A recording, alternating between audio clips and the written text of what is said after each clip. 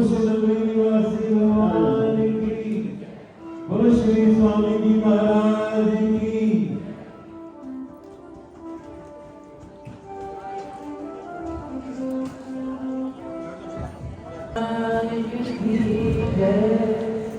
बोलो साचे दरबार की जय, बोलो श्री स्वामी जी महाराज की जय।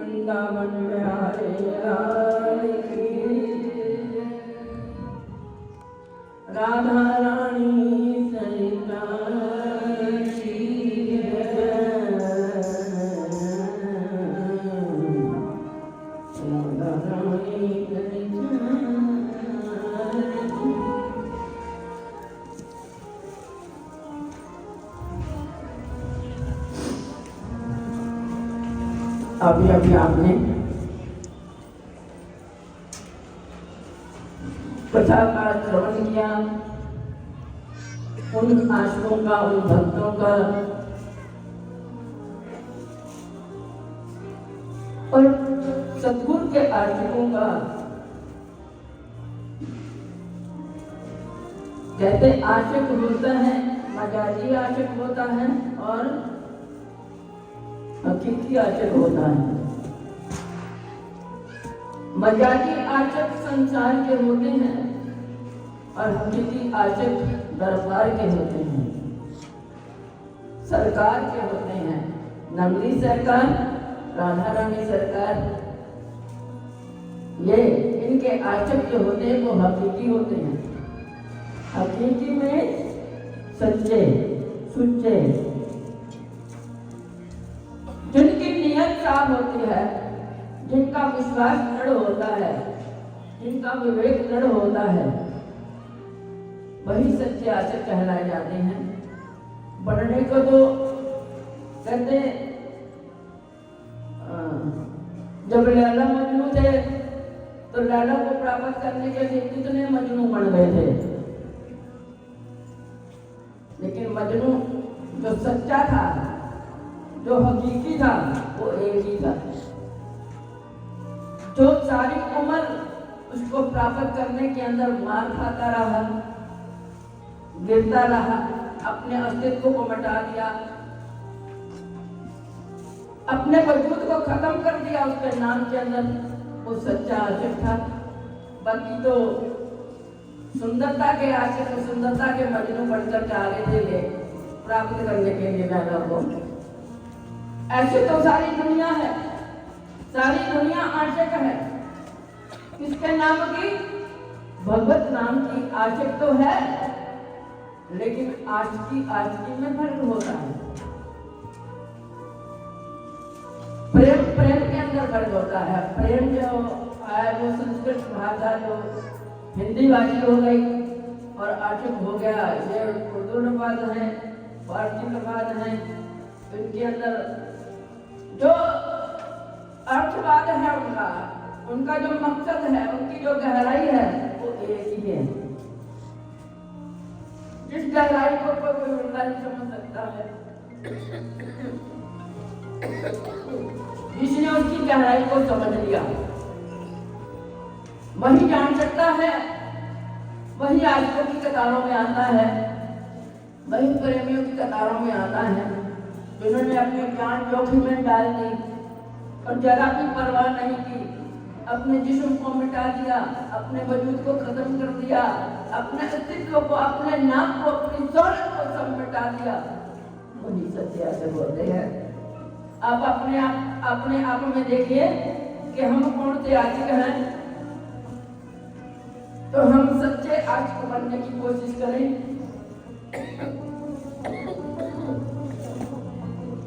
यही पाठ जो है पढ़ाया जाता है गुरु दरबार के अंदर। सतगुरु देव की शरणागति में बैठकर यही पाठ पढ़ाया जाता है, जो पाठ आज तक याद नहीं है। बचपन गुजरा, नादानी में बचपन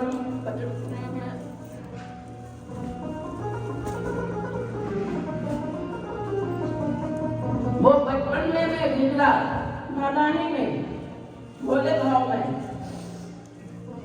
और फिर उसके बाद जवानी आई, जवानी गुजर गई बदमस्ती में,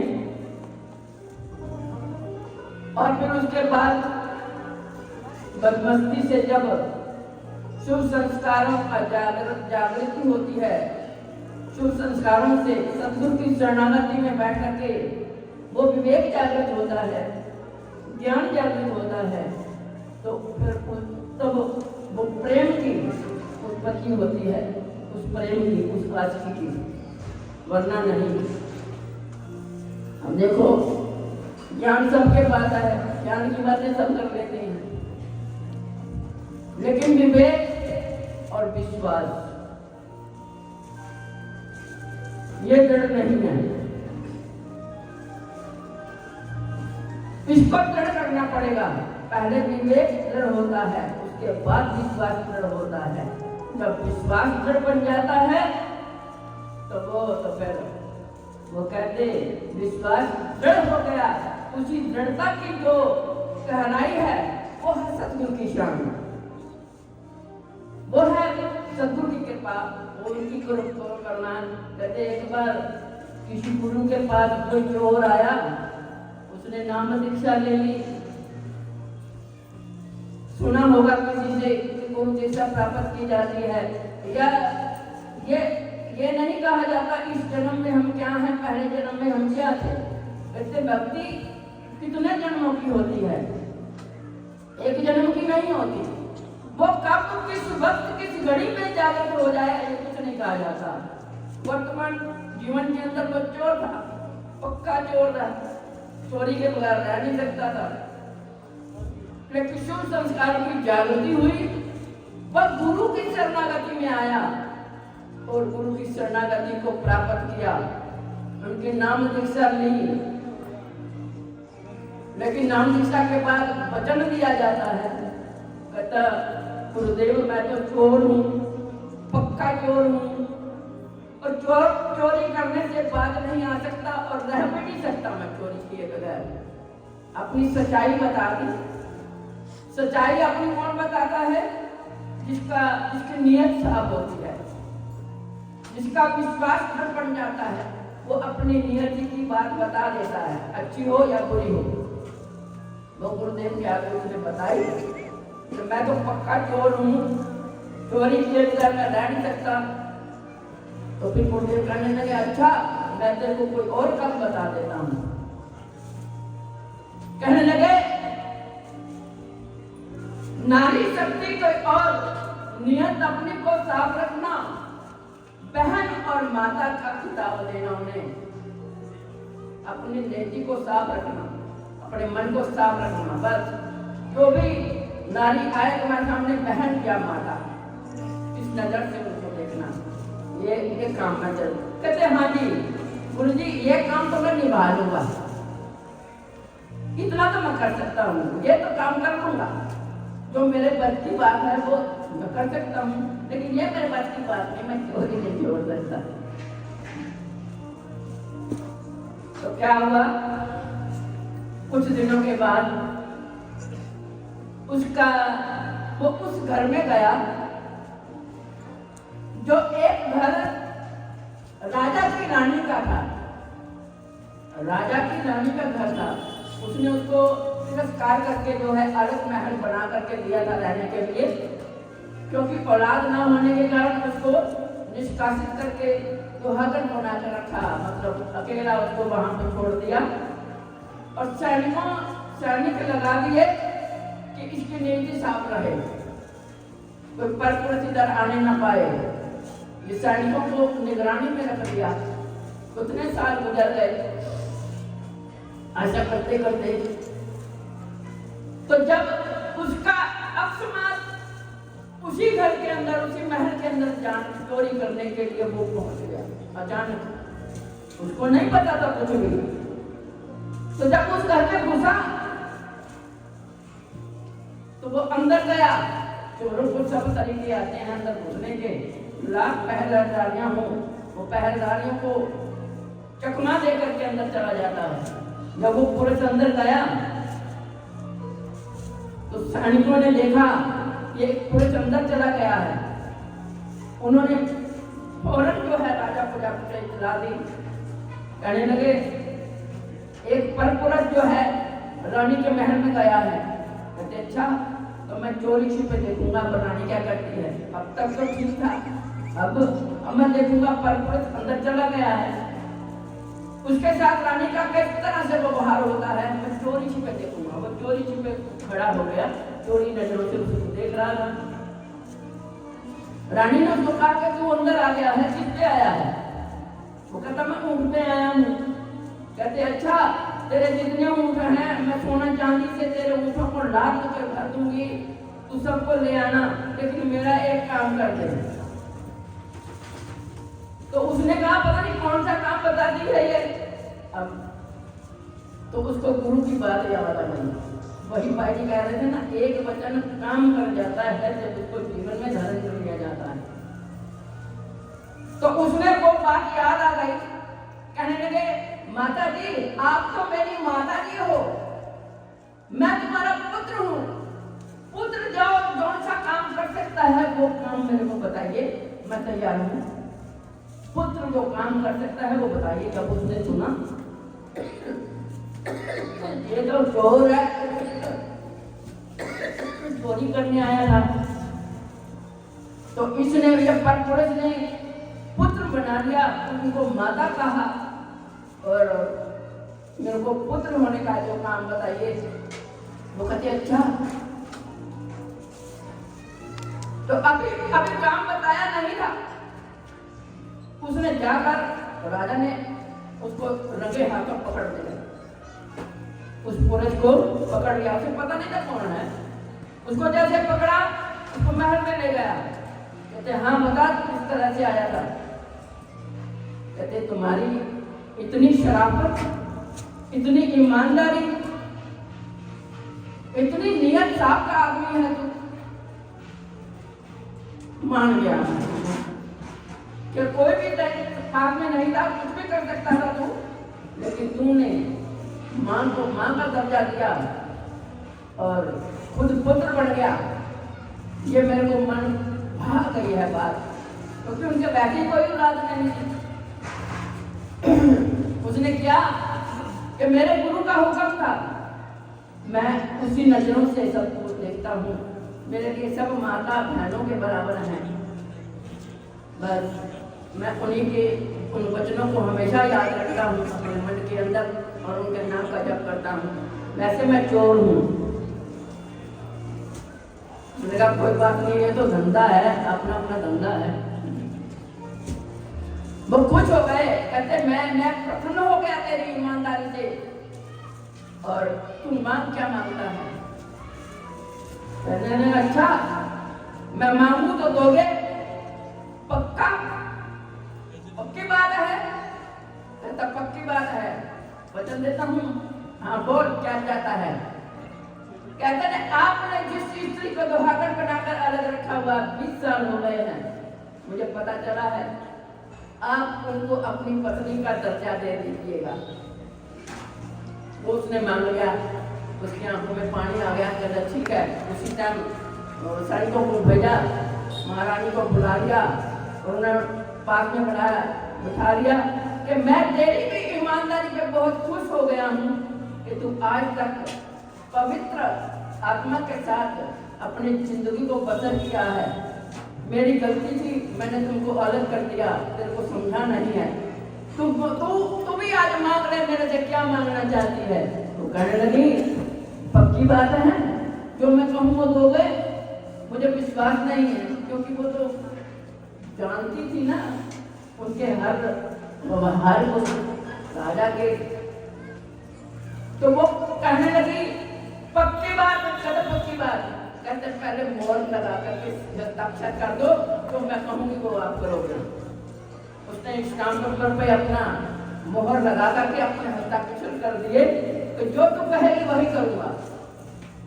तो ठीक है। जब वो सामने आ गई, मोहर लगी हुई, हस्ताक्षर हो गए, पक्की बात हो गई। कहने अपने औलाद नहीं है, तो इसने मुझे माता कहा है और मैंने इसे पुत्र मान लिया है। अब आप भी इसे पुत्र मान करके इसको राज तिलक कर दो, सारे राज्य इसको सौंप दो। तो उसने उसको गद्दी पे बिठाया और उसका राज तिलक कर दिया, राजा बना दिया। तो क्या बात पर दृढ़ता बताई, दृढ़ विश्वास को बनाया और दृढ़ता इतनी गहराई तक पहुंच गई कि उसने उसको चोर से राजा बना दिया। ये होते हैं सच्चे प्रेमी, सच्चे आशिक, जो गुरु की हर बात को शिरोधार्य करके अपने जीवन के सफर में चलते हैं और कोताही नहीं करते, कोई बहम नहीं करते, कोई आजमाइश नहीं करते, उनके वचनों पे खरा उतरते हैं। तो हम सुनते तो बहुत हैं, कितनी कथाएं सुनते हैं, कितने प्रवचन सुनते हैं, सबकी एक बात होती है, विश्वास की दृढ़ता को बनाओ। अगर हम स्वामी जी महाराज जी ने भी यही शब्द कहे, सब कथाओं का सार भी यही निकलता है कि विवेक और विश्वास को दृढ़ बनाइएगा जीवन के सफर के अंदर, तभी हमारा जन्म सफल हो सकता है। तो उस विवेक विश्वास को दृढ़ बनाइए और सद्गुरु की कृपा को प्राप्त करें, ताकि आपका ये जीवन जो है धन्य धान्य हो जाए, अनंतमय बन जाए। जो आनंद प्राप्त करने के लिए आज एक पूरा हफ्ता हो गया आपको आनंद लेते हुए, इस आनंद को अपने अंतर्मन के अंदर धारण करते हुए साथ पूरा हफ्ता सुना है। पूरे हफ्ते में कितना आनंद आया, कितना आनंद आया, बहुत आनंद आया। तो ये आनंद बहुत तभी समझा जाएगा जब आप ज्यादा नहीं तो आधा घंटा सुमरन पे जरूर लगाया करो, ठीक है। ये सतगुरु के वचन है, आधा घंटा लगाओगे तो गुरु की कृपा ऐसी होगी कि आधा घंटा से ऊपर चढ़ जाओगे। आधा घंटा बैठने का ये मतलब होता है कि हमारे आसन का परिपक्व बनता है, आसन दृढ़ बनता है। आसन तब सिद्ध होता है जब हम आधे घंटा बैठने के आदी हो जाएंगे।